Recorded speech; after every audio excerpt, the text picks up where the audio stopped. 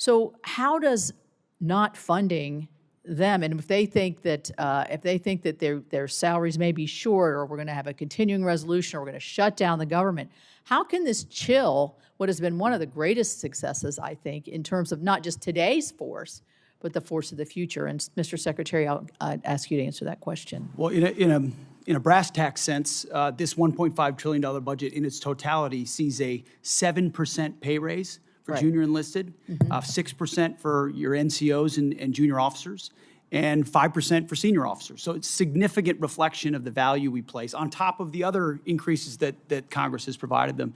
If we were to have to, and we're going to do right by the troops, we're going to make sure they get paid, but it's going to put strains on training and readiness and all the other aspects of O&M over time, which makes its way down to the unit level.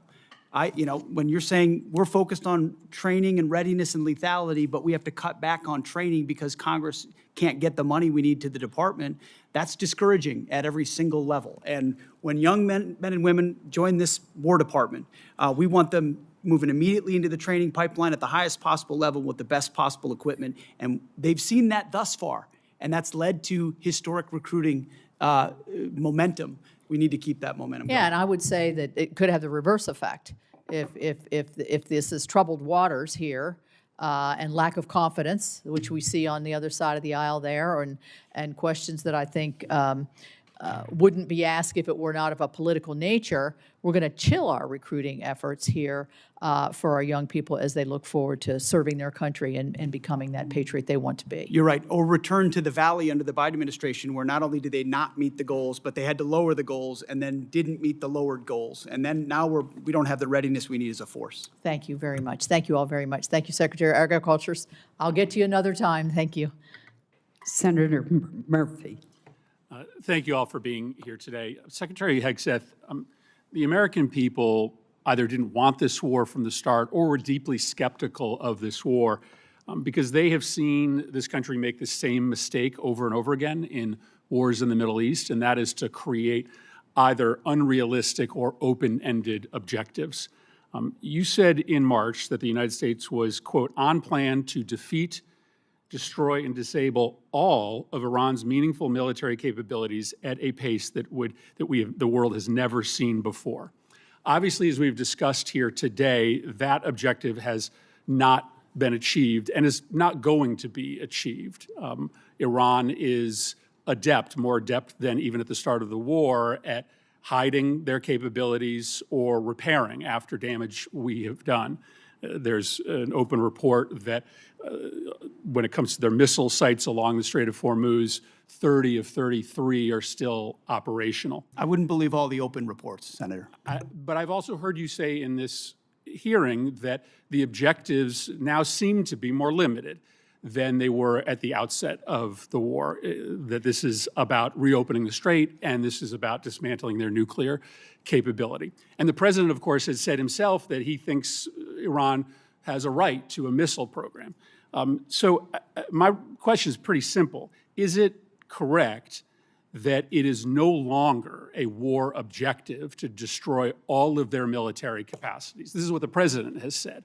Have our goals been simplified to reopening the strait and to getting into a negotiation over a nuclear program? Now, I don't think you have a realistic plan to do either of those things, but I think it's important for us to know what we're funding. Are the objectives much more limited today than they were when you made that statement in March?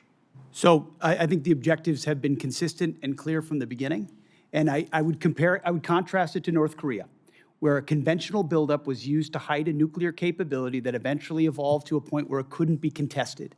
And what Iran continued to do, even after Midnight Hammer, was try to build that conventional capability to dare anyone to stop them from pursuing nuclear weapons. So getting after their conventional capabilities, missile launchers, defense industrial base, their Navy, was all part of it, ensuring they can't blackmail us into pursuing a nuclear capability. Laser focused on Iran will never have a nuclear capability. That's the promise the president has made and that he will keep in every way. I think it's important. It is still a war objective, either through military action or through a diplomatic agreement, to destroy and disable all of Iran's meaningful military capacities, including their missile program.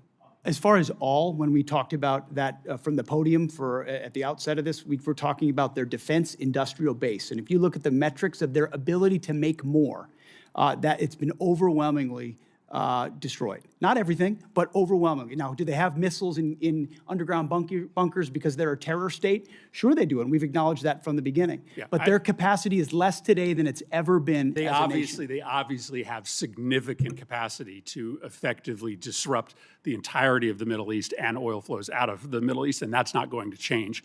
Let me ask you one more question. This is a request for supplemental funding because you don't have the funding in your base budget to do what you need to do, which makes questions about the base budget relevant. There's been a lot of attention, Mr. Secretary, on the modernization of a luxury jet that was gifted to the president by the government of Qatar. Reports suggest that maybe as much as $1 billion in your base funding, an extraordinary amount of money, has been used for an upgrade, and the plane is back in the shop for a second upgrade. As far as I can tell, never before has an administration not made public the amount of money for an upgrade or a construction contract on a presidential airplane. Obviously, we don't need or want disclose the details of that upgrade, but never before have you withheld from Congress and the public the total amount of money. I think there are two really important questions here. One, will you make public the amount of money that you are spending to upgrade this plane? And two, can you commit to this Congress and this committee that the president isn't going to